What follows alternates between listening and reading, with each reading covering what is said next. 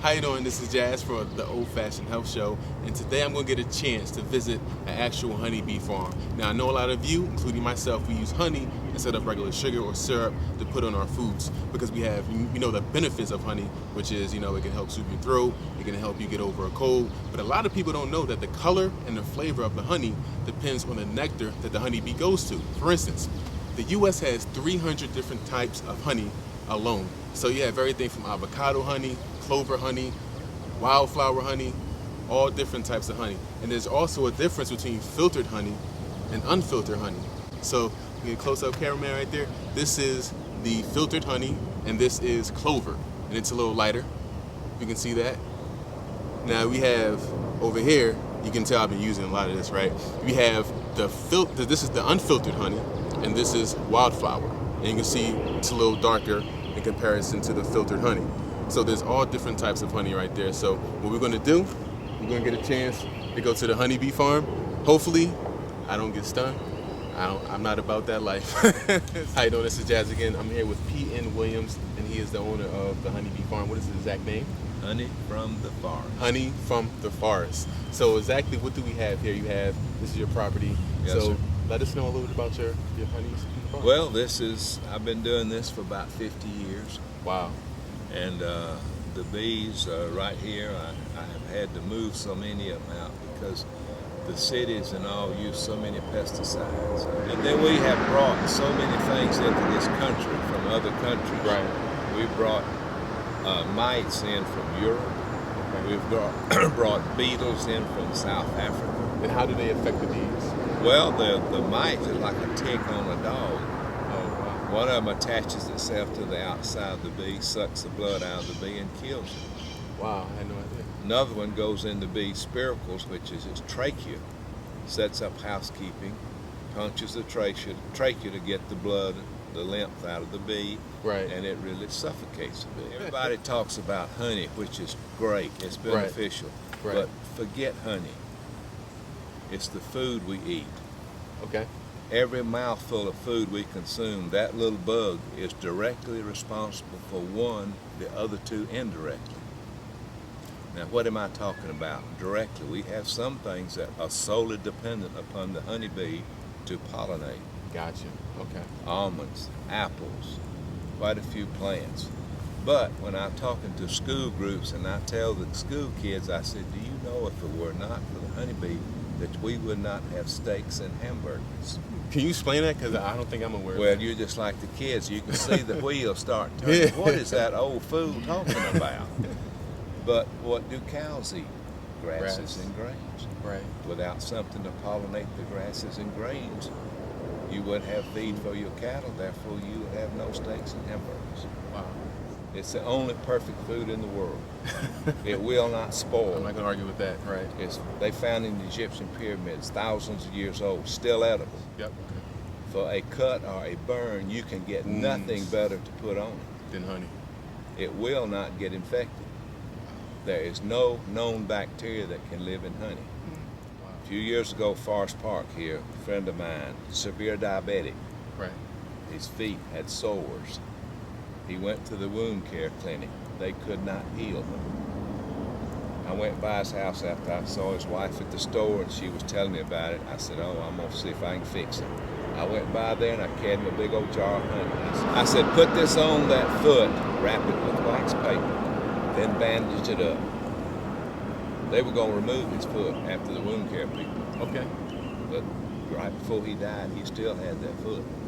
So it was saved. All from the honey that you gave them. Yes, sir. And this was the honey straight from the bees that you... Well, any honey, if it's not been messed with. So we have a unique ability in this country. We think we can take something that's perfect and change it and make it better. Right. This is not the case. It's already perfect. That's right, everything. But we genetically engineer stuff.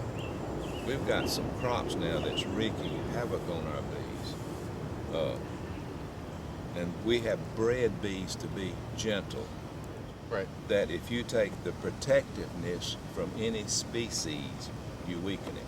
Example, over in Alabama, Vlasic Pickle Company. You see Vlasic? Exactly. They grow cucumbers. They have a circular acre field. Okay. They put bees around this to pollinate those cucumbers. The first crop are picked by hand. The second crop are picked by machine.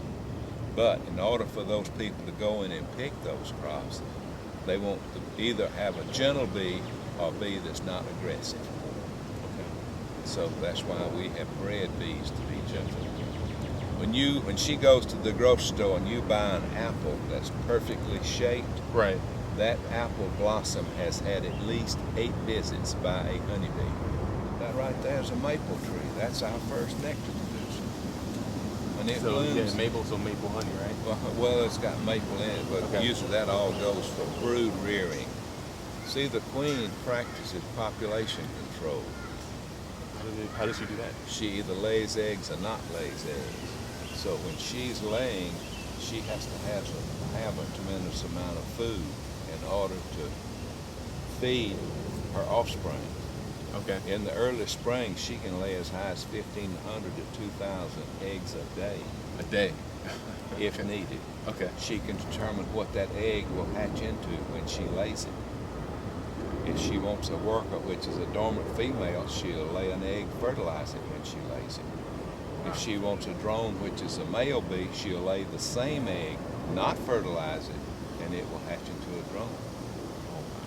Then on the other side of the coin, if something happens to the queen, if the bees have a fertile egg inside that colony, Right. they can make themselves another queen. They can make themselves. How do they make themselves? They construct a special cell. They will feed royal jelly. If you're into the health food, you've heard of this. Right. Well, it's secretions out of the glands of the heads of the bee workers. They feed that larvae a tremendous amount of that, and with the special preparation and special care, it will produce a queen. Wow. We are swimming in pesticides and chemicals.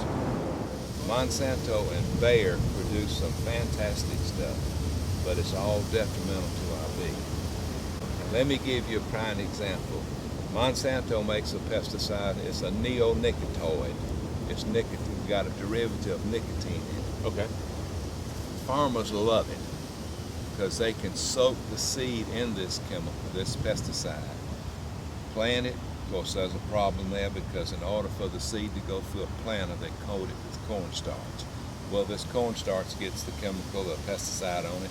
In the planting process, this stuff is airborne. It goes out into the byways and the fields and edges of the fields and has problem with all the other things out there. Right. But once this corn produces, bees love the tassel of corn. Bee goes to this tassel on the corn to collect pollen, which they love because they can get a load in the snap of a finger. Right. But it screws her head up and she can't find her way back home. Because of the pesticides. Because of the pesticide. But think about this. We eat the corn it produces. We do. We do. Yes, we do. So that's a problem for us eventually down the line. I'm firmly convinced that's why cancer's so rampant today. Our meats, all our meats are fed all kinds of hormones, stimulants to produce. You take a normal yard-raised chicken, they don't have breasts like Dolly Parton's. You may not Right. but that's what they want. Right. But you see little girls now, 9, 10, 11 years old, fully developed. Right. Why? It's stuff they're eating. So I also heard that there's a method where you sting people and it can actually help them heal. Yes. What is that called? It's called apitherapy. Apitherapy. We use the sting of the bee, the venom. For some reason, it affects. Let me give you an example. I have a lady comes with MS. Okay. She's had it all her life, and Linda is pitiful. When she comes here, she just about can't walk. Her speech is so slurred, you'd swear she was drunk. I'll take her in the bee house. I'll vacuum up, come down and vacuum up bees, turn them loose on the window in the bee house. Then I can pick them up and put them where I want them. Okay. I'll start at the top of her neck, go down her back, cross her buttocks, down the back of her legs. Okay. Within 30 minutes, she's a different person. Her speech has greatly improved. Her ability to walk has greatly improved, but it doesn't last. What causes that? The MS attacks the myelin, which is a sheath on the nerves. Okay.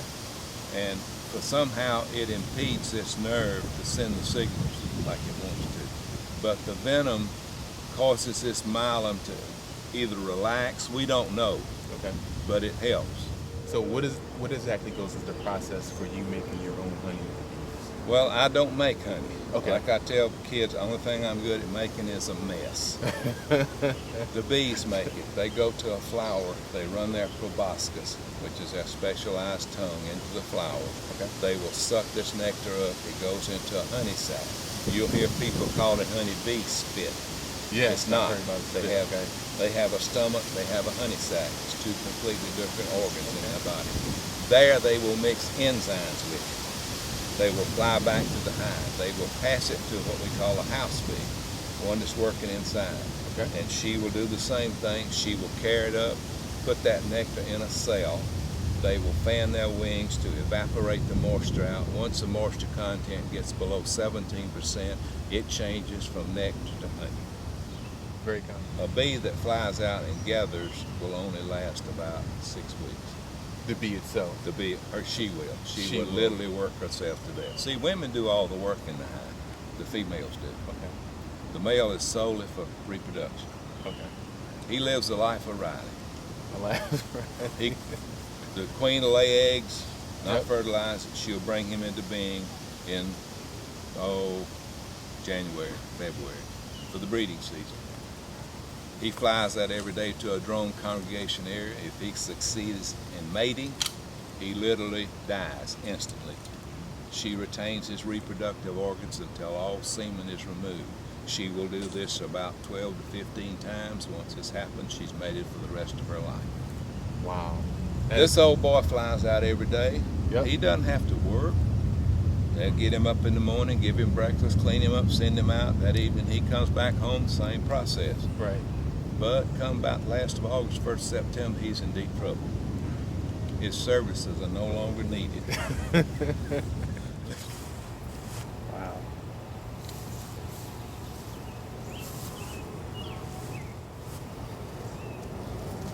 And right in the center is eggs.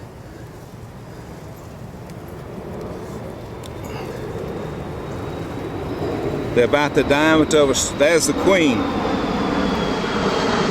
the big one. She's Oh, what's that marked. green? Well, it's an international marking code. Every year the color changes throughout the world of the Oh, queen. you're kidding. That's crazy. I have those big black Bumblebees, bees. Yeah. carpenter bees. Yeah, I see the big bumblebees.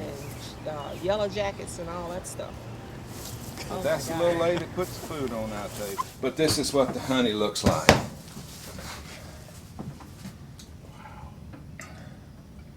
Then I take an electrically heated knife and cut the tops of these cells open on both sides.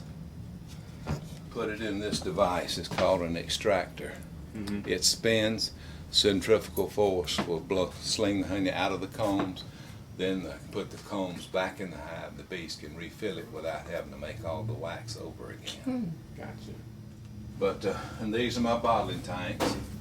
So you bought all your honey with that, right? Yes, sir. I'll take it after, well, I store it in 5-gallon buckets. Then I'll put it in here and let it sit.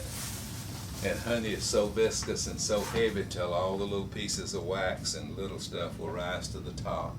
Then I bottle out of the bottom of the, and it comes up just How clear. long does that take for you? How long you have to let it sit? I'll let it sit for 3 or 4 days. Okay. Of course, these are heated.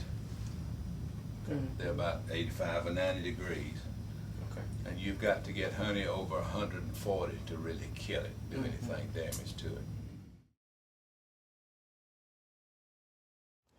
How you doing? This is Jazz, and today we learned a lot about bees. We know that it has to do a lot more than just honey. It deals with pollination of everything for all the food we eat, from beef to fruit to everything. So hope you learned something here today. I didn't get stung. I know my cameraman wants me to get stung. He's trying to inch closer, so he wants me to back up to get to the bees. It's not gonna happen. Anyway, check us out every week. We have new videos, and as always, stay on your pivot and be a voice, not an echo. I'll see you next time.